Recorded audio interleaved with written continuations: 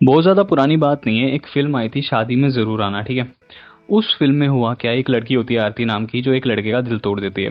और दिल तोड़ने के बाद वो लड़का डिसाइड करता है कि भाई अब मैं यूपीएससी का एग्ज़ाम लिखूंगा एंड आई विल शो हर कि भाई उसने क्या खोया अपनी ज़िंदगी में, ठीक है? कोई बात नहीं, अच्छी बात है, क्लियर किया, अच्छी बात है। Now he is an officer. वो उससे बदला लेता है और आखिरी में उसी से शादी कर लेता है, पता नहीं है कैसा बदला था। फिर एक फिल्म आती है ट्वेल्थ फेल, जिसने रही सही कसर पूरी कर दी, ठीक है? उसने पूरे इंडिया के यूथ को मोटिवेट कर दिया कि भाई आप भी ऐसा कर सकते हो, आप भी यूपीएससी का एग्जाम क्लियर कर सकते हो and you can be like from rags to riches story उस मूवी में दिखाई गई, ठीक है? कोई दिक्कत नहीं है, क्योंकि उन लोगों ने वो क्लियर कर दिया एग्जाम, इसलिए कोई दिक्कत नहीं है, ठीक है? लेकिन अगर मैं आपको कहूँ कि एक ऐसा रियलिस्टिक नंबर है जिसको जान के आपको लगेगा कि नहीं यार, मतलब ये एग्जाम इतना भी इजी नहीं है जितना आप समझ रहे हैं, ठीक है? और इसमें इतने साल वेस्ट करना बहुत ही ज़्यादा कॉम्प्लिकेटेड चीज़ है। लेकिन इस वीडियो में हम ये डिस्कस करने वाले हैं कि भाई क्या इतना ही इजी होता है एग्ज़ाम क्रैक करना? मतलब क्या कुछ साल का स्ट्रगल, यानी कि 1-2 साल का स्ट्रगल करके तुम एकदम से एग्ज़ाम क्लियर कर सकते हो? क्या इतना ईजी है? चलो ये तो हो गई मूवीज़ की बात, और ये बहुत ही रेयर होता है कभी कभी।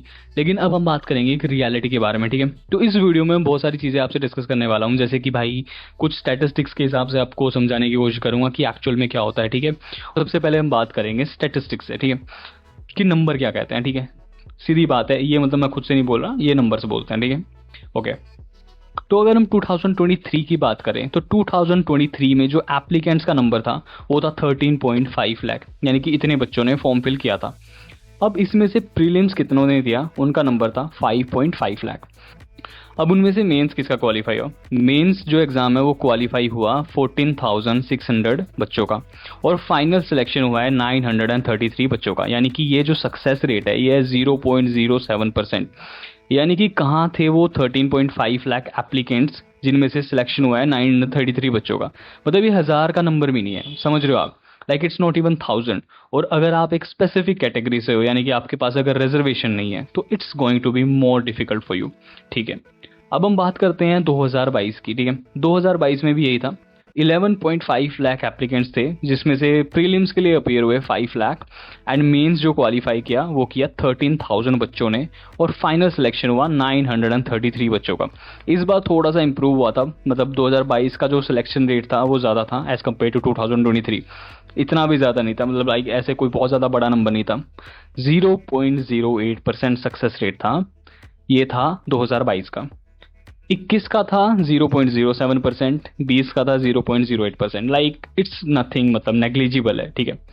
और हर बार हजार भी ये नंबर क्रॉस नहीं हुआ, समझ रहे हो आप? मतलब ये नंबर हजार भी क्रॉस नहीं हुआ था हर बार। तो ये कितना कॉम्प्लिकेटेड है आप खुद देख सकते हो, यानी कि 10 लाख से भी ज्यादा एप्लीकेंट्स हैं जिनमें से हजार भी सिलेक्ट नहीं हो रहे। अब यार आप सोचेंगे कि यार सिर्फ ये तो एक चीज़ नहीं हो सकती ना, मतलब ठीक है, मतलब सिलेक्शन क्राइटेरिया कम है, लेकिन और भी बहुत सारे ऐसी चीज़ें होंगी जो इस एग्जाम को डिफिकल्ट बनाती हैं एक नॉर्मल कैंडिडेट के लिए सिलेक्शन पाने के लिए, ठीक है?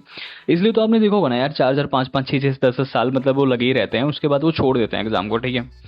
पहली चीज मैंने ये सब नोट करके लिखा हुआ है, ऐसे कुछ भी मनगढ़ंत नहीं बोलना चाहता था, इसलिए मैंने नोट करके रखा हुआ है। First thing is the vast and unpredictable syllabus. तो अब यार बात करते हैं, अगर हम सिलेबस की बात करें तो वो इतना ज़्यादा वास्ट है, जिसमें history, geography, polity, economy, environment, ethics, society, international relation, current affairs, ठीक है?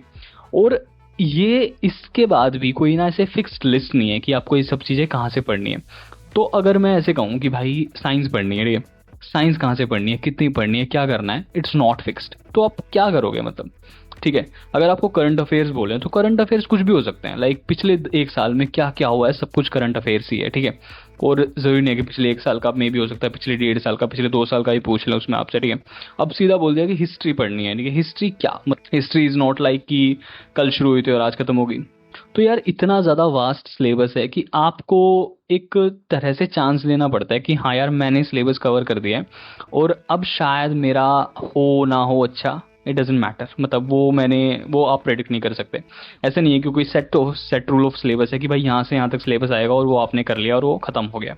ये है पहला पॉइंट, ठीक है? अगर हम टाइमलाइन की बात करें कि यूपीएससी एग्जाम के, तो आपको कम से कम 1.5 से 2 साल तो लगने ही वाले हैं, अगर आपको एक पहला यूपीएससी एग्जाम अच्छे से लिखना है तो 1.5 से 2 साल तो आप लगा के चलिए, क्योंकि 1 साल में तो प्रिपरेशन भी नहीं होती है। मतलब जनरली जो बात कर रहा हूँ मैं, एक्सेप्शनल स्टूडेंट की बात नहीं कर रहा हूँ। अब एक्सेप्शनल तो वो जो 700-800 का नंबर बताया था ना, उसमें आ जाते हैं, ठीक है।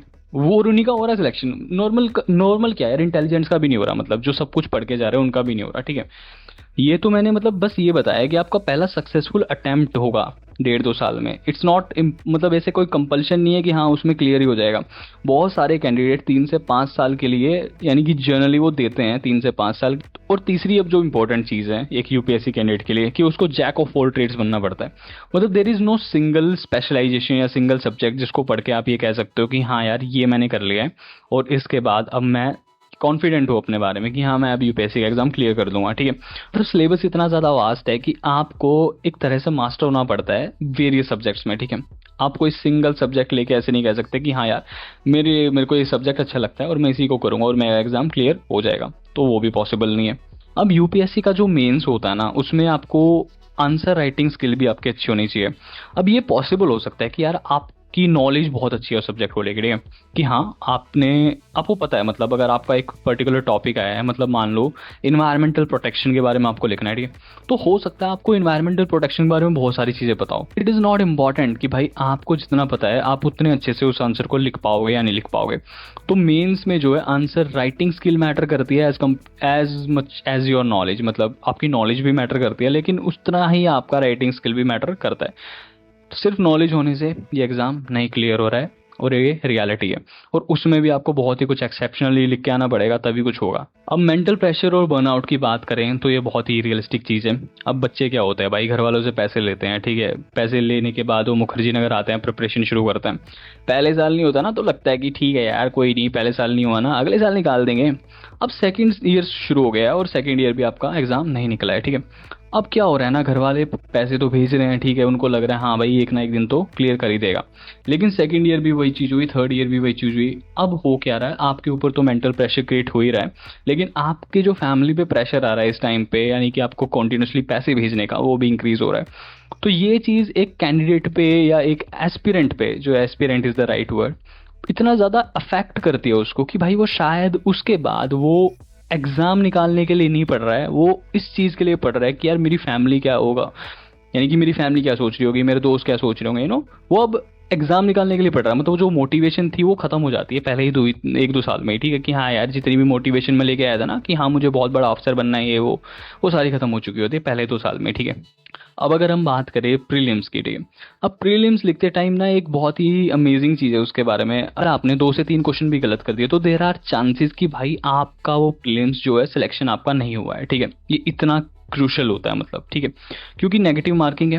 एट द सेम टाइम आपको एक पर्टिकुलर टाइम फ्रेम में करनी होती है ये चीज़, ठीक है, एक पर्टिकुलर टाइम दिया जाता है वो क्वेश्चन सॉल्व करने के लिए। तो मे भी हो सकता है आपको आते भी हो, मे भी हो सकता है आप बहुत अच्छे टॉपर हो, ठीक है, लेकिन स्टिल ये पॉसिबल नहीं है कि आपका सिलेक्शन होगा ही होगा। अब नेक्स्ट चीज़ की बात करें तो वो है लैक ऑफ रिसोर्सेज। अब बहुत सारे बच्चे क्या होते हैं, टीयर 2 टीयर 3 कॉलेजेस से आते हैं एंड दे ड्रीम बिग कि भाई हाँ हमें यूपीएससी क्लियर करना है। लेकिन जब वो रिसोर्सेज कलेक्ट करने लगते हैं यूपीएससी एग्जाम के लिए, तब उन्हें जाके पता लगता है कि यार जो मैं रिसोर्सेज कलेक्ट कर रहा हूँ ये तो एक्चुअल में मुझे पढ़ना ही नहीं था। मतलब वो बहुत ज़्यादा ना रिसोर्सेज इकट्ठे कर लेते हैं, मतलब बहुत ज़्यादा बुक्स ले आएंगे, बहुत ज़्यादा नोट्स ले आएंगे और फिर उसी में फंस के रह जाएंगे। पहले 1-2 साल तो उनको यही फिगर आउट करने में लग जाता है कि भाई हमें एक्चुअल में पढ़ना क्या था। जैसे एसएससी के बारे में बात की थी लास्ट टाइम मैंने, कि भाई वो पहले कुछ टाइम तो यही सोचते रहते हैं कि यार एक्चुअल में क्या पढ़ना था। मतलब पहला 1 साल तो आप समझ ही रहे हो तो एग्जाम के बारे में कि यार ओके ये एग्जाम है, ये सिलेबस होता है, और फिर उसके बाद भी आप फिगर आउट नहीं कर पाते कि नहीं यार ये तो नहीं था, मुझे इस तरीके से सिलेबस शुरू करना चाहिए था और इस तरीके से खत्म करना चाहिए था। फिर वो स्ट्रेटेजी भी फेल हो जाती है आपकी, फिर आपको पता लगता है यार ये भी काम नहीं कर रहा है, मतलब अब क्या ही पढ़ेंगे ऐसा, ठीक है। तो जब ये क्वेश्चन आपके दिमाग में आ जाए ना कि यार अब क्या ही पढ़ेंगे, मतलब मैंने तो अपना 200% दे दिया भाई, अब इसके बाद आई कांट डू एनीथिंग, तो फिर समझ जाओ यार कि मे बी नहीं होने वाला आपका। It's very simple. मतलब यहाँ पे मैं कोई नेगेटिविटी फैलाने के लिए नहीं हूँ यार कि भाई आपका नहीं होगा या ऐसा कुछ होगा, but these are some very logical point जो समझने चाहिए सबको before like jumping into it कि यार हाँ मुझे यूपीएससी क्लियर करना है, अमेजिंग है, करो, बिल्कुल करो यार, मतलब करना चाहिए सबको, ठीक है। लेकिन at the same time be realistic about it कि यार मे बी ना भी हो, ठीक है।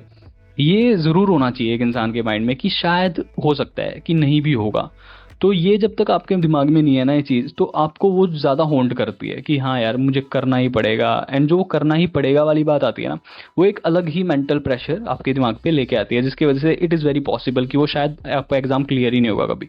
अब जो ये पॉइंट है ये स्पेसिफिकली जनरल बच्चों के लिए है, ठीक है। अब आपका क्या होता है, आपकी एज लिमिट होती है 32, as much as I know, ठीक है। अब 32 एज लिमिट में जनरली आप 6 अटैम्प्ट दे सकते हो जहाँ तक मुझे पता है, ठीक है।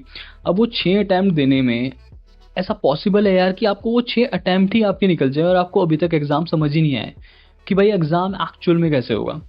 अब लास्ट पॉइंट के साथ ये वीडियो मैं एंड करने वाला हूँ। वो पॉइंट है कि भाई 13 से 14 लाख बच्चों में से सिर्फ 1000 बच्चे सेलेक्ट हो रहे हैं। 1000 भी मैंने ज़्यादा ही बोल दिया, उससे भी कम ही हो रहे हैं। तो आपको समझना पड़ेगा कि यार क्या आपके अंदर वो काबिलियत है कि आप 13 लाख बच्चों में से 1000 बच्चों में आ पाओगे या नहीं आ पाओगे। अगर है तो बिल्कुल जंप इन कर दो, इससे बेस्ट जॉब कोई भी नहीं है पूरे इंडिया में। It is one of the finest job, ठीक है।